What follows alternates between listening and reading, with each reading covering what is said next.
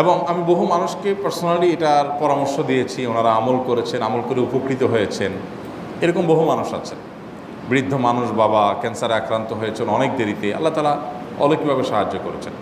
হ্যাঁ, কখনো যদি আল্লাহ তাআলা এই আমলগুলো করার পরও আমার বিপদ দূর না করেন, তাহলে হয় আমার আমলের মধ্যে কোনো ত্রুটি ছিল, অথবা আমার এই বিপদ দূর না হওয়ার মধ্যে আমার জন্য কোনো কল্যাণ নিহিত ছিল।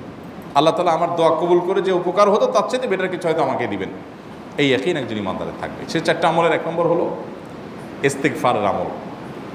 ইস্তেগফার, আপনি ফেসে গেছেন কোনো জায়গায়, কোনো উপায় পাচ্ছেন না, আপনি ইস্তেগফার করতে থাকেন।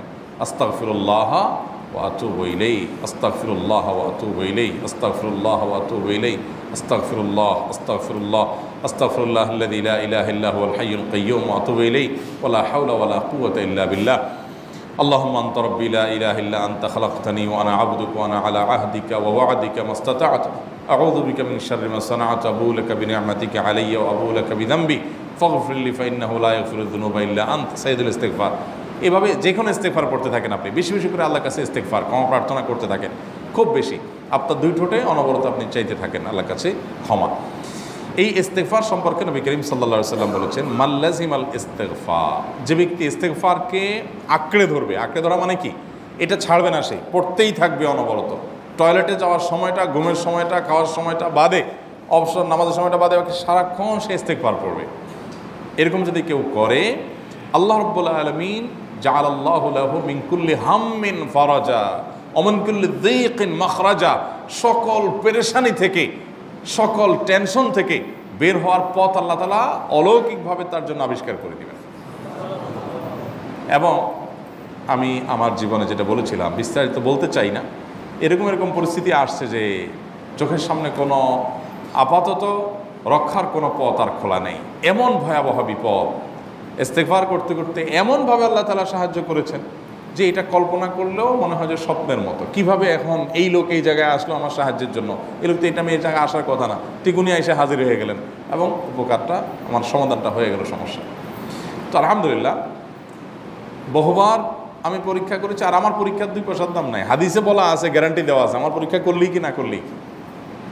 তাহলে একটা আমল হলো কি, ইস্তেগফার। সব সময়ের জন্য এটা কন্টিনিউয়াস করবেন, আর এমনিও অবসর সময় ইস্তেগফার করবেন। আরবদের মধ্যে সৌন্দর্য আছে, তারা বিভিন্ন ডাক্তারের ওয়েটিং রুমে বা বিভিন্ন জায়গায় মানুষ যেখানে অপেক্ষা করে পাবলিক প্লেসগুলোতে লিখে রাখে ইস্তেগফার করুন, আপনার হাইওয়েগুলোর পাশে লেখা থাকে ইস্তেগফার করুন, এবং তারা আসলে একটু পরপর দেখা যায় ইস্তেগফার করে। ভালো মন্দ গুণ সবার মধ্যে আছে, তাদের এই ভালো গুণটা আছে, ইস্তেগফার বেশি বেশি করা। আমরা ইস্তেগফার সচরাচর এইভাবে অনবরত অবসর সময় করার অভ্যাস অনেকের মধ্যেই নাই। আমরা এটা চালু করবো ইনশাআল্লাহ। বিশেষ করে যখন কোনো সমস্যা হবে তখন ইস্তেগফার চলতে থাকবে মুখে অনবরত, ধীরে ধীরে মহব্বতের সাথে নিজেকে, নিজের পাপ অপরাধগুলোর কথা স্মরণ করে আল্লাহর কাছে মাফ চাইতে থাকবো, পেরেশানি দূর হবে ইনশাআল্লাহ। 1 নাম্বার 2, দুরুদ।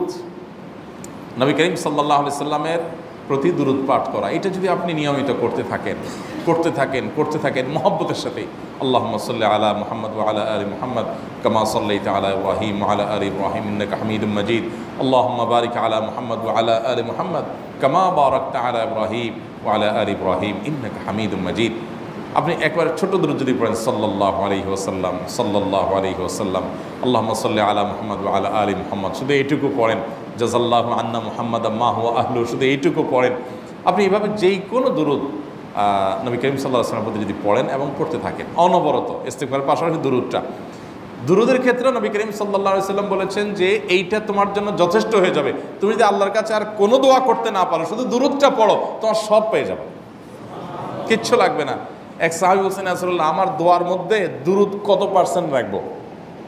আমি তো আমার অনেক কিছু আল্লাহর কাছে চাইবো, দুরূদ মানে তো নবীজির জন্য দোয়া, মানে আমার জন্য তো আমি দোয়া করবো, আপনার জন্য দোয়া কত % করবো? 1/3, 1/4, তারপরে হাফ, এবার বিভিন্ন পার্সেন্টেজ বলছিলেন তিনি। নবী করিম সাল্লাল্লাহু আলাইহি ওয়াসাল্লাম বলেছেন যে হ্যাঁ, এর বেশি করতে পারলে আরও ভালো, আরও ভালো। তো ভদ্রলোক এর বেশি, ওই সাহাবী রাদিয়াল্লাহু তাআলা আনহু, তিনি এর বেশি বাড়াতে একটা পর্যায়ে বলছেন যে আমি সব দোয়া আপনার জন্য করি। নবী করিম সাল্লাল্লাহু আলাইহি ওয়াসাল্লাম বলেছেন তাহলে তোমার আর কোনো দোয়াই করতে হবে না, এর মধ্যে সব দোয়া চলে আসবে। কারণ আপনি যদি বলেন আল্লাহ আপনার নবীর প্রতি আপনি রহমত নাজিল করেন, আপনার নবীর প্রতি আপনি শান্তি নাজিল করেন, আপনি যদি এটা দোয়া করেন, তো আল্লাহকে আল্লাহর নবীর প্রতি আপনি রহমত নাজিল করতে বললে আল্লাহ তাআলা আপনার প্রতি রহমত নাজিল করবেন কি করবেন না? আপনি কাউকে খুশি করতে চান, কার কাছ থেকে কিছু আদায় করতে চান, তার ছেলেটারে যদি হাদিয়া তোহফা দেন, আদর যত্ন করেন, তো বাই ডিফল্ট অটোমেটিকলি ওই লোকের সিম্পেথি আপনার দিকে আসবে কি আসবে না? চোখ বন্ধ করে আসবে। তো আল্লাহর নবীর জন্য যখন আপনি দোয়া করবেন তখন আল্লাহ তাআলা আপনার মধ্যে রহমত নাজিল করবেনই, এটা নবী সাল্লাল্লাহু আলাইহি ওয়াসাল্লামের ওয়াদা। যে কোনো পেরেশানি, তিনি আরও বলেছেন যদি কেউ দুরূদের আমল করে নিয়মিত, আল্লাহ রাব্বুল আলামিন তার সকল পেরেশানির জন্য যথেষ্ট করে দিবেন। এই আমলটাকে সবগুলো দূর করার জন্য যথেষ্ট হয়ে যাবে। এই দুরূদের আমলটা আমি দেখেছি সুবহানাল্লাহ গুলির মতো কাজ করে। আজকের ঘটনা, এক ভদ্রলোক সকালে একটা টেলিভিশন চ্যানেলে, বেসরকারি চ্যানেলে প্রোগ্রাম শেষ করে নামছিলাম লিফটে, তো উপস্থাপক উনি বলছিলেন যে ভাই, মানে দুরূদের আমল পড়ে আমি কিছুদিন আগে একটা ইয়াতে মানে এমন একটা অবস্থা যে এইটা থেকে বের হওয়ার কোনো পথ আর নাই, শুরু করলাম দুরূদ অনবরত, এরপরে আল্লাহ তাআলা আমাকে এমনভাবে উদ্ধার করলেন আমি কল্পনা করতে পারিনি। আলহামদুলিল্লাহ এই আমলগুলো করে অনেক ভাইরা আমাকে অভিজ্ঞতা জানাইছেন যে আলহামদুলিল্লাহ তাদের অভিজ্ঞতা হলো কি। হ্যাঁ, ওই যে বললাম কখনো যদি আল্লাহ তাআলা আপনার দোয়া কবুল না করেন তাহলে হয় আমার ত্রুটি আছে, আর না হলে আমার জন্য আল্লাহ তাআলা এর চেয়ে বেটার কিছু রেখেছেন, আমি সেই ইয়াকিন রাখবো ইনশাআল্লাহ বিইذنিল্লাহ। আর এই দোয়াতে সমাধান হবেই হবে, সে বিশ্বাস থাকতে হবে। নবী করিম সাল্লাল্লাহু আলাইহি ওয়াসাল্লাম বলেছেন, হাদিসে কুদসিতে আল্লাহ বলেছেন, আনা ইনদা যান্নি আবদি বি, বান্দা আমার প্রতি যেমন ধারণা করে আমি তেমন আচরণ করি। এখন আপনি যদি চিন্তা করেন করে দেখি হয় কি না, দেখি ট্রাই করি, তাহলে ওই আল্লাহ তাআলা বলবেন ঠিক আছে দেখতে থাক। আপনি যদি ইয়াকিন করেন যে না নবী করিম সাল্লাল্লাহু আলাইহি ওয়াসাল্লাম যে বলেছেন অতএব সেটা হবেই, আর আল্লাহ রাব্বুল আলামিনের কাছে আমি ওইভাবেই চাবো যে আল্লাহ দিবেনই, আমি নিয়েই ছাড়বো, ইনশাআল্লাহ গুলি মিস হতে পারে, আপনার দোয়া মিস হবে না। ওই ইয়াকিন, ওই ঈমান আমার মধ্যে আনতে হবে, চেষ্টা করবো তো ইনশাআল্লাহ। তাহলে দুইটা আমল হলো, ইস্তেগফার আর দুরূদ। 3 নম্বর আরেকটা আমল হলো দোয়া ইউনুস। দোয়া ইউনুস, লা ইলাহা ইল্লা আন্ত সুবহানাক ইন্নী কুনতু মিনাজ জালিমিন। বেশি বেশি পড়তে থাকবেন, যখন বিপদে পড়বেন ইস্তেগফার আর দুরূদ পড়বেন সবচেয়ে বেশি, আর মাঝে মধ্যে দোয়া ইউনুস, লা ইলাহা ইল্লা আন্ত সুবহানাকা ইন্নী কুনতু মিনাজ জালিমিন। আল্লাহ সুবহানাহু ওয়া তাআলা কোরআনে কারিমে এই দোয়ার পরে বলেছেন ওয়া কাযালিকা নুনজিল মুমিনিন। এই দোয়া পাঠ করার মাধ্যমে ইউনুস আলাইহিস সালামকে পৃথিবীর ইতিহাসের সবচেয়ে অলৌকিক ঘটনা, সকল সায়েন্স, সকল আপনার বিজ্ঞানের তত্ত্ব সবগুলোকে আপনার সবগুলোর বিপরীতে বা সবগুলোকে আপনার ভুল প্রমাণ করে দিয়ে ওই জায়গাটার জন্য আল্লাহ তাআলা ইউনুস আলাইহিসকে মাছের পেটে ঢোকার পর সেখান থেকে আবার জীবিত রেখে বের করেছেন। অক্সিজেন অভাবে তো সেখানে এমনি মারা যাওয়ার কথা, আরও নানা কারণে মারা যাওয়ার কথা, তাই না? কিন্তু আল্লাহ তাআলা তাকে রক্ষা করেছেন, কারণ উনি ওই বিপদে পড়ার পর থেকে এইটা পড়তেছিলেন, লা ইলাহা ইল্লা আনতা সুবহানাকা ইন্নী কুনতু মিনাজ জালিমিন।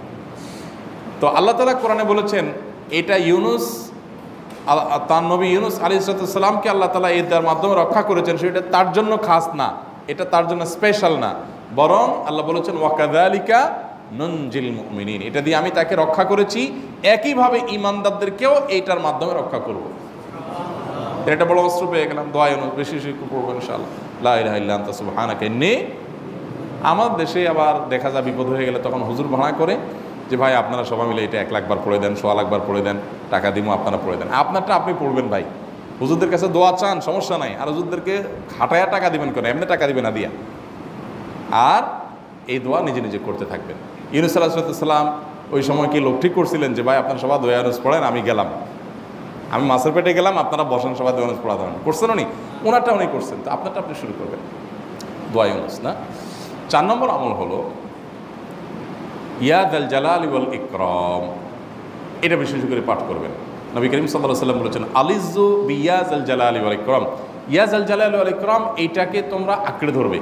ইয়া যাল জালালি ওয়াল ইকরামের মানে কি? এটা আল্লাহকে ডাকা, আর কিছু না, এবং হাদিসে বর্ণিত দোয়া, এটা মাসনুন দোয়া। ইয়া যাল জালালি ওয়াল ইকরাম মানে হে মহা ক্ষমতার অধিকারী, প্রতাপশালী এবং সম্মানের মালিক।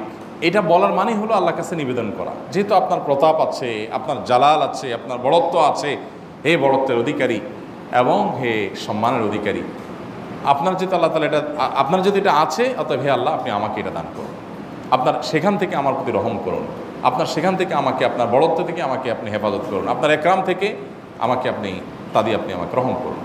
তো সেই দোয়া আল্লাহ তাআলার কাছে নিবেদন করতে পারি, ইয়া যাল জালালি ওয়াল ইকরাম। এর পাশাপাশি তাহাজ্জুদের নামাজ, এবং যে কোনো নফল নামাজ। কারণ নবী সাল্লাল্লাহু আলাইহি সাল্লাম ইজা হাজাবাহু আমরুন সাল্লাহ, নবীজি সাল্লাল্লাহু আলাইহি সাল্লামের কোনো পেরেশানি শুরু হলে আগে ওযু করে 2 রাকাত নামাজ পড়তেন, ওযু করে 2 রাকাত নামাজ পড়তেন। আমাদের যখন পেটে ব্যথা শুরু হয় আগে কার কথা মনে পড়ে? ডাক্তারের কথা মনে পড়ে। যখন গায়ে জ্বর আসে সবার আগে মনে পড়ে কিসের কথা? নাপা, নাপা, ঠিক না? জ্বর আসছে গায়ে, সবার আগে আমরা কি চিন্তা করি? নাপা। নাপা আপনি চিন্তা করেন, খান, নিষেধ না তো, ওষুধ গ্রহণ করা সুন্নত। নবী সাল্লাল্লাহু আলাইহি সাল্লাম নির্দেশ করেছেন ওষুধ সেবন করতে, আপনি করেন, ভালো কথা। কিন্তু ইমানদার সব কিছুর আগে ব্যথা আসছে, তাহলে ব্যথার জন্য একটা ওষুধ দোয়া শিখেছেন, দোয়াটা আগে করবে, পাশাপাশি ওইটা করবে। এলো ইমানদারের কাজ। আমরা আজকাল ইমান